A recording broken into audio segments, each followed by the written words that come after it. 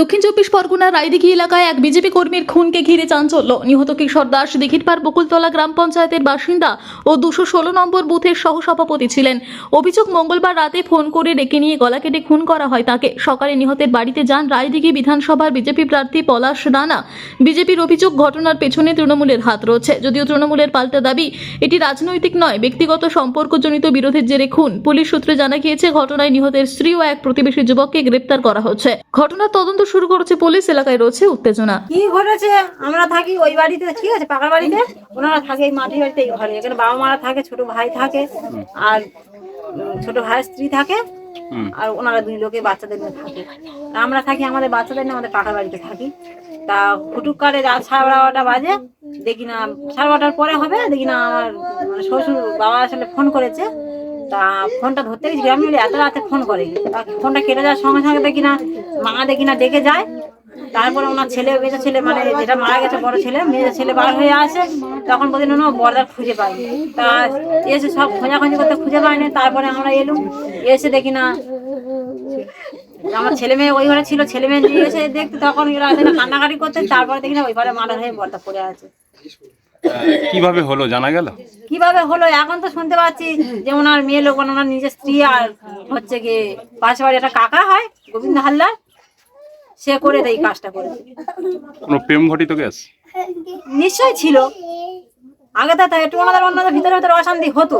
এবার আমাদের ধরা দিত না, তবু আমরা মানে কিছু ভিতরে ভিতরে তবু আমরা কিছু ভাবতাম যে সেরকম কিছু আছে।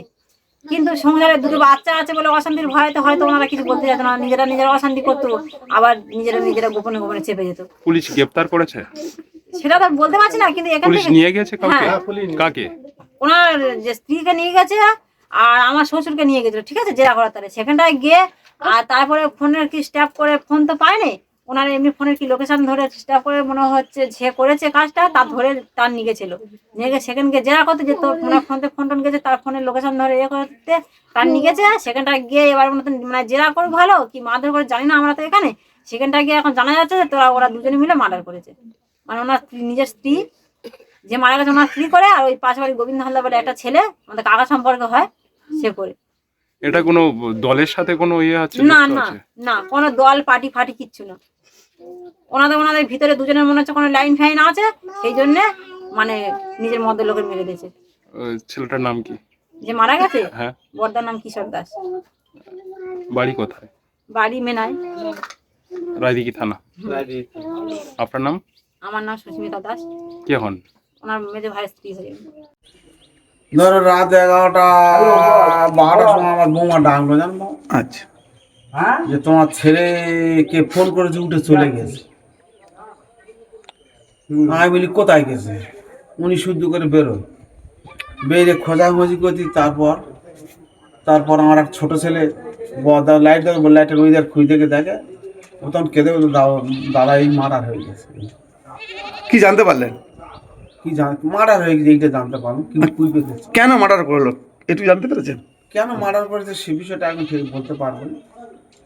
তারপর থানার পুলিশ এলো, সঙ্গে সঙ্গে থানার পুলিশ আসতে আমাকে বললো কি ব্যাপার। আমি স্যার এই ব্যাপার খুলে বলুন, এই সন্দেহ আমার বৌমার উপরে হয়েছে, তুলে নিয়ে গেছে। এখানে একটা ছেলেরও সন্দেহ। কি মনে করছেন আপনি? কি মনে করছেন এখানে? তারাই কাজ করেছে। কি চাইছেন আপনি? শাস্তি হবে, কি চাইবে? শাস্তি হবে, কঠোর শাস্তি হোক না। আমার ছেলে তো চলে গেলে যা পাবো না, কি আছে, কত শাস্তি হোক, এইটা আমার চাই আবেদন। আপনার নাম? তপন দাস। Thank you.